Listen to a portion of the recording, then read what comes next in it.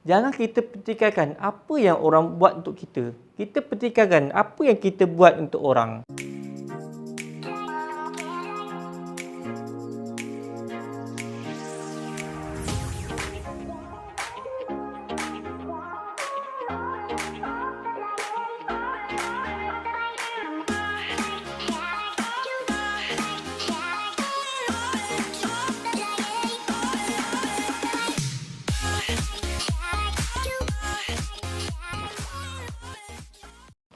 Hai. Assalamualaikum warahmatullahi wabarakatuh. Selamat datang ke Aja Share Channel. Pada anda yang baru saja melewati channel ini, jangan lupa subscribe, like and share. Dan pada anda yang dah pun subscribe channel ini, saya mengucapkan jutaan terima kasih kerana menyokong industri YouTuber di Malaysia. Dan jangan lupa tolong tekan butang loceng agar anda tidak ketinggalan segala PDPR, tutorial dan video-video yang menarik dalam channel ini. Okey, baik. Untuk perkongsian video PDPR pada kali ini, saya akan kongsikan PDPR Sekolah Agama Kerajaan Negeri Johor, Darjah Khas, bab yang kedua, iaitu perbezaan antara pemerintahan Khulafa' Ar-Rasyidin dengan pemerintahan Bani Umayyah. Jom.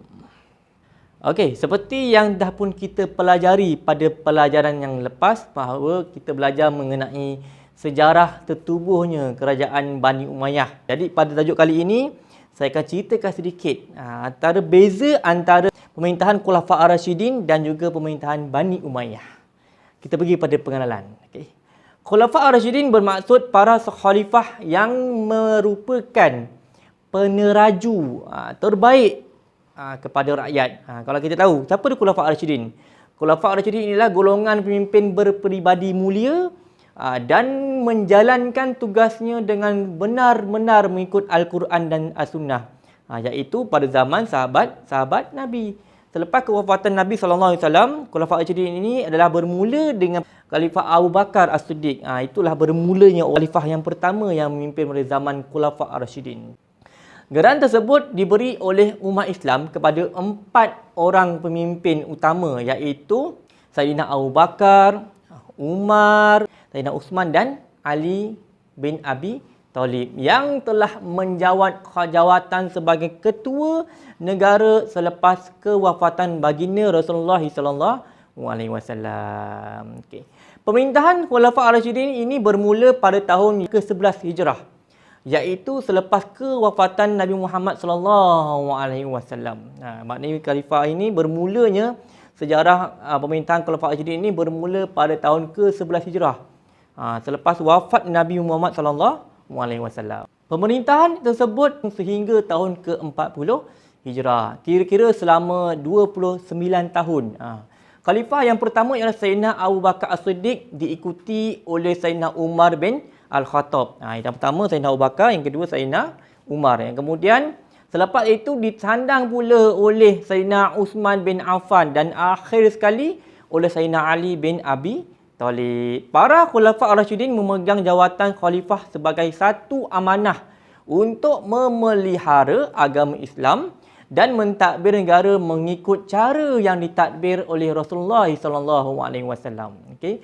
Pemerintahan Khulafa' Ar-Rasyidin ini berakhir selepas kewafatan Sayyidina Ali pada tahun 40 Hijrah. Maknanya selama 29 tahun diterajui oleh 4 orang khalifah. Yang pertama Sayyidina Abu Bakar, kemudian diganti pula oleh Sayyidina Umar, kemudian diganti pula dengan Sayyidina Uthman, dan yang terakhir ini diganti oleh Sayyidina Ali bin Abi Talib. Itulah 4 orang peneraju ataupun khalifah pada zaman Khulafa' Ar-Rasyidin. Kalau kita lihat bagaimana sejarahnya, inilah antara zaman yang mana kegemilangan Islam, di mana kegemilangan pada itu mengikut segala-galanya, pemerintahan mengikut Al-Quran dan As-Sunnah. Bagaimana mereka ini mengagungkan Al-Quran, bagaimana mereka ini menaikkan nama Islam, bagaimana mereka ini menggunakan sepenuhnya undang-undang mengikut As-Sunnah dan Al-Quran. Al-Quran dan as-sunnah. Itulah antara kelebihan sistem pemerintahan pada zaman Khulafa Ar-Rasyidin. Selepas berakhirnya pemerintahan tersebut,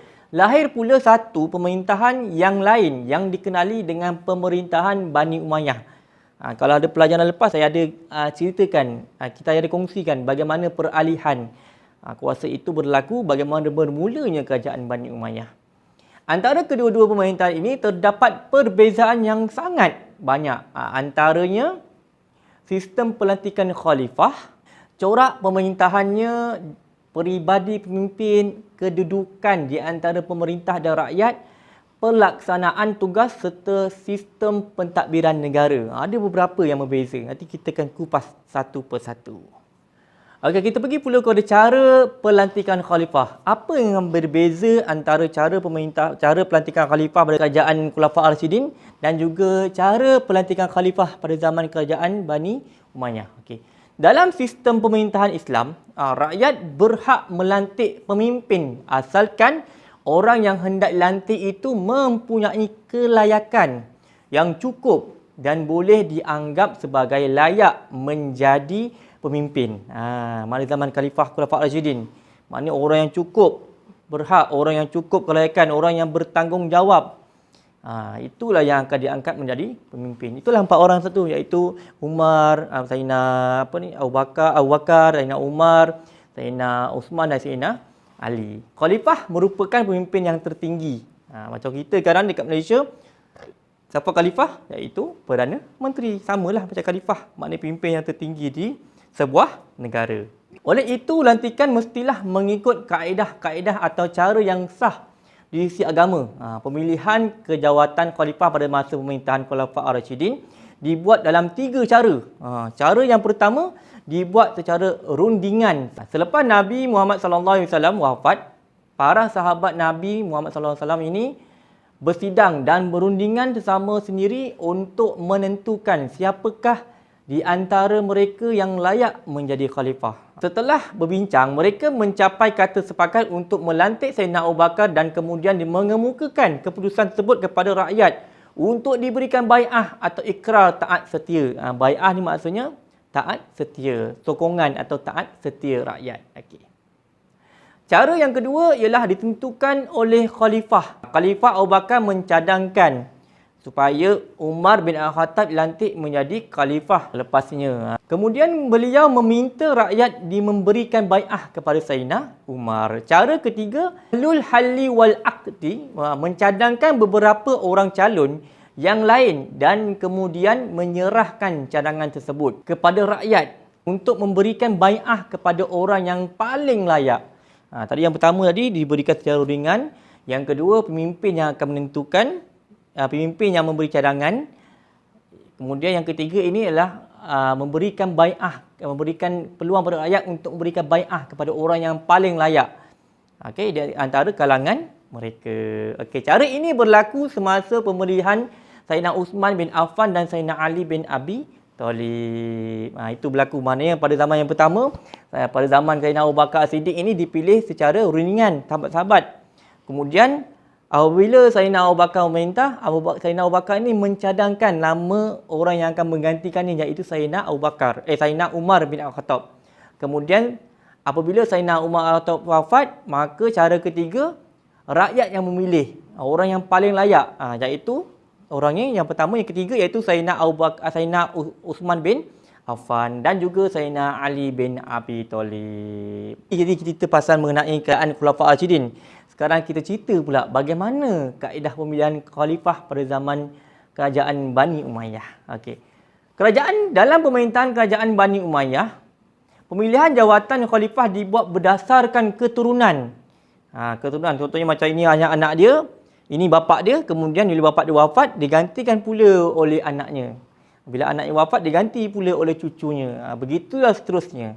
Itu adalah pada zaman kerajaan Bani Umayyah. Rakyat tidak langsung diberikan peluang untuk menyatakan pendapat mereka. Siapa juga yang ditentukan oleh khalifah sebelumnya, dialah yang mesti ditabal menjadi sebagai khalifah yang baru. Ini lain pula. Bila mana zaman kerajaan Bani Umayyah ini ditabal, apabila ingin melantik khalifah, dibuat oleh pemerintah terdahulu. Kemudian mesti ikut, orang yang dicadangkan itu mesti ditabalkan tanpa memikirkan rakyat. Maknanya rakyat tak boleh ada kuasa pun untuk menentukan siapa pemerintah mereka. Dalam kata lain, pelantikan khalifah pada zaman Khulafaur Rasyidin yang dipilih oleh rakyat, sementara pelantikan khalifah dalam sistem kerajaan Bani Umayyah ini dijadikan hak keluarga mereka secara turun-temurun. Kroni lah, maknanya pemerintahan secara kroni. Keluarga dia saja. Ini bapak dia, kemudian bapak dia mangkat, anaknya, kemudian anaknya, cucunya, anak saudaranya, kaum kerabatnya, sahabat-sahabatnya. Itulah yang berlaku pada zaman kerajaan Bani Umayyah. Kita pergi pula kepada bentuk dan corak pemerintahan. Dalam bentuk dan corak pemerintahan, para Khalifah Ar-Rasyidin mengamalkan pemerintahan Islam yang tulen berasaskan Al-Quran dan As-Sunnah Nabi Muhammad SAW. Dia gunakan kaedah Al-Quran dan Sunnah. Itu pada zaman kerajaan Khalifah Ar-Rasyidin. Selain itu, mereka memberi peluang kepada rakyat untuk memilih orang yang paling layak dari kalangan mereka untuk memegang jawatan khalifah. Ini penting kerana jawatan tersebut merupakan jawatan yang tertinggi dalam pemerintahan Islam. Penting itu berlaku pada zaman kerajaan Khulafa' Ar-Rasyidin. Kita pergi pula kepada macam mana pula cara bentuk dan corak pemerintahan kerajaan Bani Umayyah. Okey. Dalam pemerintahan kerajaan Bani Umayyah, para pemimpin mengamalkan dasar pemerintahan monarki. Oleh itu, suara rakyat tidak dipentingkan langsung. Dalam sistem pemerintahan tersebut, khalifah dianggap seperti raja. Khalifah berkuasa penuh dalam segala hal. Mereka melantik khalifah daripada kalangan keturunan mereka sendiri. Okay, pelantikan juga tidak mementingkan kelayakan yang sepatutnya ada pada diri orang yang hendak memegang jawatan tersebut. Okay, contohnya, sebelum Muawiyah bin Abu Sufyan mangkat, beliau melantik anaknya Yazid menjadi khalifah. Sedangkan dari kalangan umat Islam itu pada masa itu juga terdapat ramai orang yang lebih layak daripada anaknya yang seharusnya dilantik sebagai khalifah. Ini yang bahaya. Sebab apa? Pelantikan secara monarki, beraja, ataupun pelantikan secara kroni. Bila mana bapa dia dah nak angkat, dia lantik pula anaknya menjadi khalifah. Padahal pada masa itu ramai lagi orang yang lebih layak. Contohnya macam dia kata, orang ni lebih layak, orang ni lebih banyak pengalaman memimpin negara. Mungkin dia tu bekas panglima perang. Jadi tapi tak diberikan langsung peluang, tapi dia memberikan peluang pada anak-anak dan kaum kerabatnya. Itulah yang berlaku pada zaman kerajaan Bani Umayyah. Okey, kita pergi pula kepada peribadi, kewibawaan dan kebolehan khalifah. Khalifah ialah orang yang bertanggungjawab untuk meneruskan risalah Islam yang dibawa oleh Nabi Muhammad SAW. Para Khulafa' Ar-Rasyidin terdiri daripada sahabat-sahabat Nabi yang terpilih. Mereka mempunyai ilmu pengetahuan yang luas serta memiliki kepribadian dan syahsiah yang sangat tinggi. Okay? Mereka disifatkan sebagai orang yang paling bertakwa kepada Allah. Bayangkan sahabat-sahabat Nabi yang Allah janjikan syurga, yang mempunyai kepribadian, yang mempunyai keberanian yang tinggi. Mereka ini yang menjadi khalifah, menyebabkan bahawa itu pemerintahan Islam sangat-sangat baik. Pemerintahan Islam pada masa itu berada di puncak kegemilangan. Okay. Tapi ini agak berbeza dengan para khalifah dalam kerajaan Bani Umayyah. Ada di antara mereka yang mempunyai ilmu pengetahuan yang tinggi dan memiliki syahsiah yang baik. Seperti Muawiyah bin Abi Sufyan, Umar bin Abdul Aziz, Abdul Malik bin Al-Walid dan Hisham bin Abdul Malik. Namun begitu, ramai di kalangan mereka yang tak layak langsung menjadi khalifah kerana mempunyai kepribadian yang sangat rendah sehingga sanggup melanggar perintah Allah. Ini masalah juga. Bila mana pemerintah ni lantik daripada kalangan-kalangan yang tidak menunaikan perintah Allah. Itu yang berlaku pada zaman kerajaan Bani Umayyah. Namun begitu, Ada juga ramai juga. Ada juga beberapa orang khalifah yang mempunyai sasa yang cukup baik. Ilmu yang cukup baik. Contohnya Khalifah Umar Abdul Aziz. Merupakan seorang yang sangat tinggi ilmunya. Beliau ini dididik di istana dengan ilmu agama yang tinggi sejak dia kecil. Bayangkan bila mana besar, dia menjadi seorang khalifah, dia menjadi seorang khalifah yang sangat baik. Itu antara dia juga. Walaupun nampak macam banyak kecelaruan, tapi ada juga satu dua orang yang mampu memerintah negara dengan sangat baik pada masa kerajaan Bani Umayyah. Walaupun mereka tidak layak menjadi khalifah, tetapi oleh kerana corak pemerintahan yang diamalkan oleh kerajaan Bani Umayyah itu corak monarki, mereka tetap dilantik sebagai khalifah dan rakyat dipaksa memberi bai'ah. Paksa pula rakyat beri bai'ah kepada mereka. Wah, macam tu pula. Maknanya sekarang walaupun orang itu tak layak jadi khalifah, seorang yang sangat cetek ilmunya, seorang yang sering melanggar perintah Allah, tapi tetap dilantik menjadi khalifah dan rakyat pula kena bagi bai'ah, dipaksa bagi bai'ah, dipaksa pula beri taat setia kepada raja, kepada khalifahnya. Itu jadi masalah. Kita pergi pada pula polisi pemerintahan. Beza antara polisi pemerintahan pada zaman kerajaan Khulafaur Rasyidin dan polisi pemerintahan pada zaman kerajaan Bani Umayyah. Apa beza dia? Okey. Kerajaan adalah agensi yang diamanahkan untuk memelihara agama dan menjaga kepentingan rakyat jelata. Dalam sebuah kerajaan, tentu terdapat rakyat yang berbilang kaum yang menganut pelbagai-bagai agama dan budaya. Contohnya di negara kita. Okey.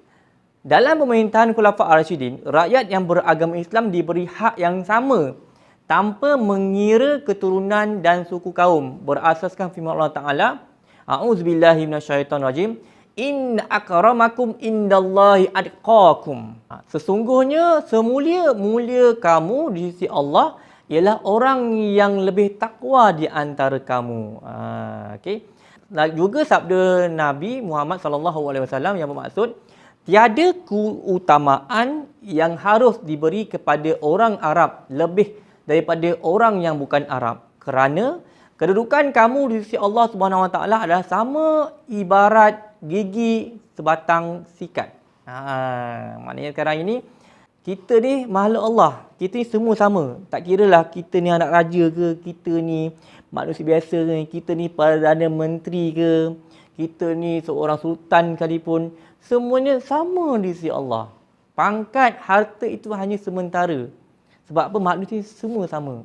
Waimah kita seorang sultan sekalipun, waimah kita seorang raja sekalipun, pangkat kita di sisi Allah tetap sama. Di padang mahsyar kelak, semua sama rata.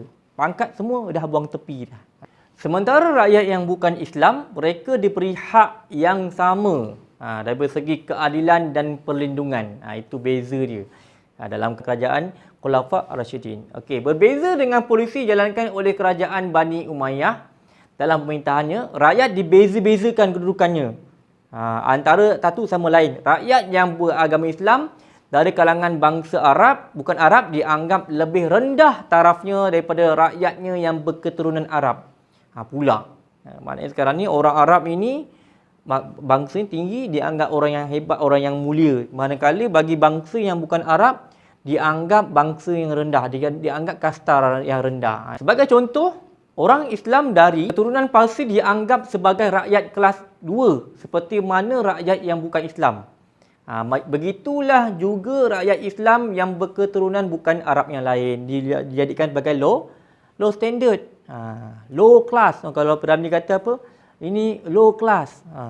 Itu jadi bangsa yang dijadikan kelas kedua. Okey, itu beza antara pemerintahan kerajaan Khulafaur Rasyidin dan juga pemerintahan kerajaan Bani Umayyah. Okey, kita pergi kepada polisi tentang agama Islam.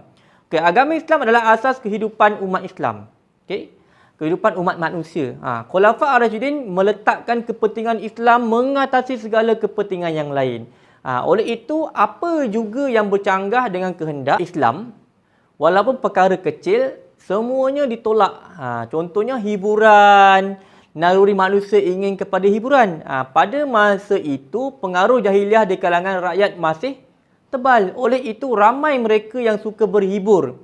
Supaya rakyat tidak menjadi lalai akibat tertarik dengan hiburan, para Khulafaur Rasyidin mengambil langkah menyekat mengangkat segala hiburan yang melalaikan itu, kecuali apa yang pernah mereka lihat ia dibenarkan oleh Rasulullah SAW. Ini mengikut cara Islam.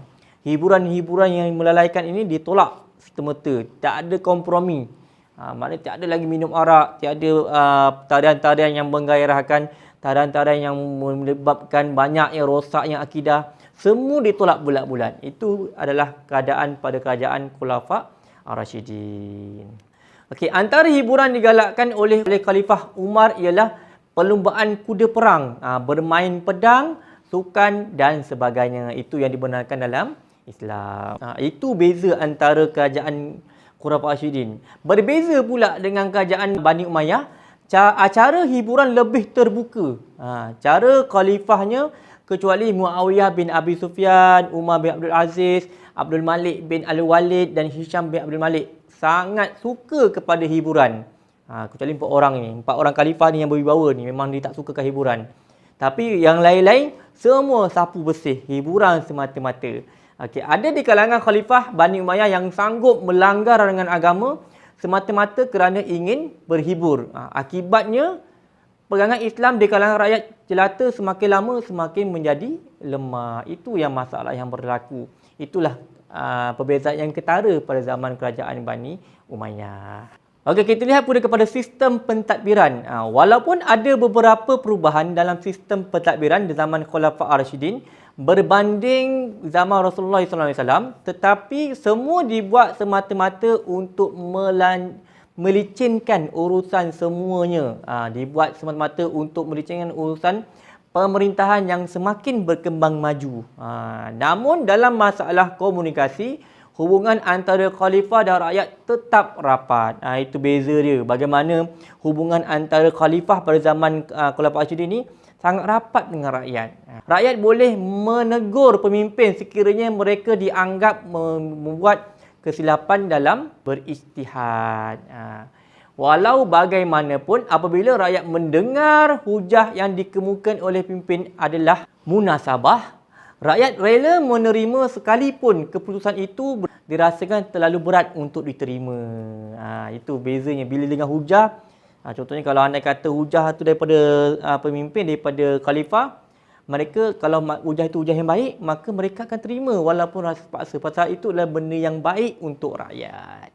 Okey. Atas keterangan itu, rakyat rela berkorban demi kepentingan agama dan negara. Mereka masing-masing bekerja keras dengan tujuan untuk menyumbangkan tenaga ke arah memajukan agama dan negara. Itu yang Nabi ajar. Jangan kita pertikaikan apa yang orang buat untuk kita. Kita pertikaikan apa yang kita buat untuk orang.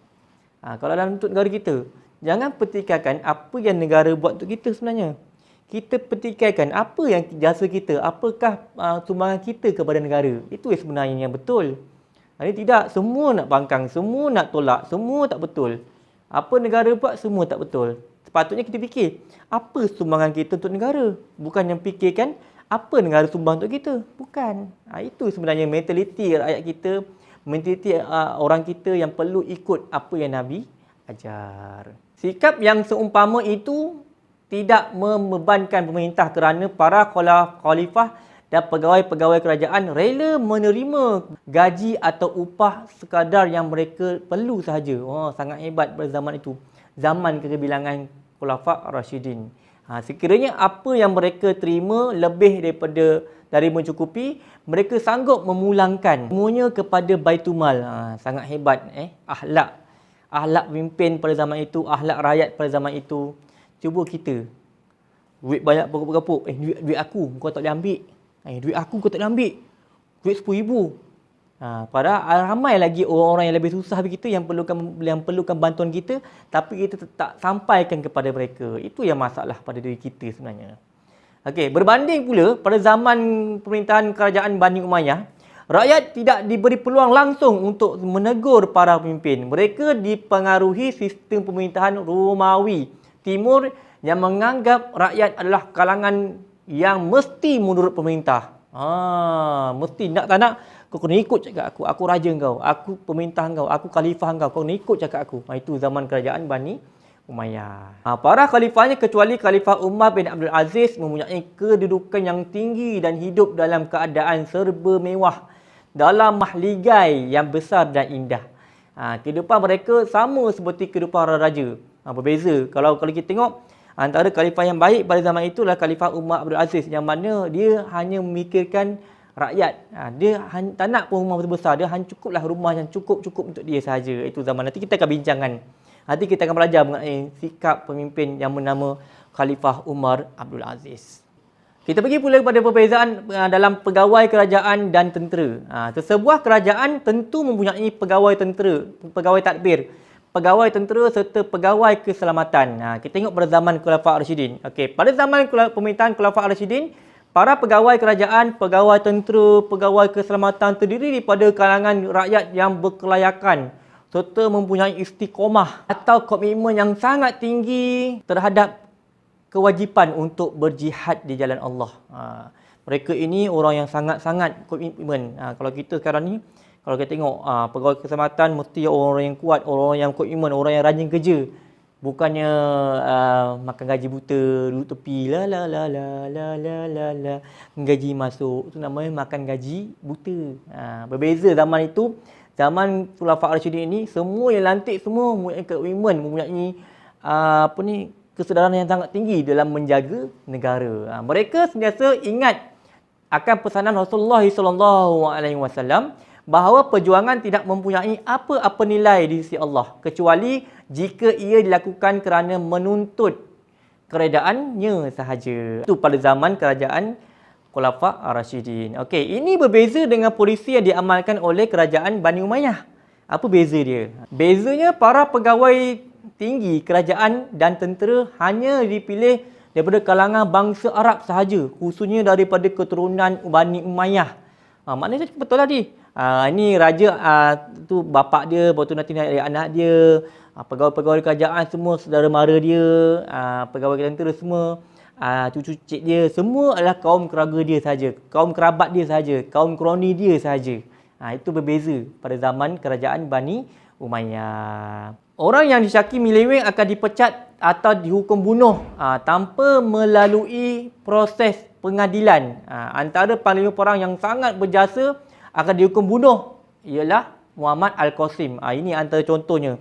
Orang yang sangat baik tapi dibunuh kerana disyaki tidak setia kepada negara. Itu masalah yang berlaku pada zaman kerajaan Bani Umayyah. Okey, kita pergi kepada kesimpulannya. Okey, kita tentu dapat membuat kesimpulan tersendiri tentang perbezaan di antara kerajaan Khulafaur Rasyidin dengan kerajaan Bani Umayyah. Okey, apa yang penting yang difikirkan setelah mempelajari tajuk ini ialah sebab-sebab mengapa berlakunya perubahan yang membezakan antara kedua-dua kelompok masyarakat yang semuanya adalah penganut agama yang sama, iaitu agama Islam.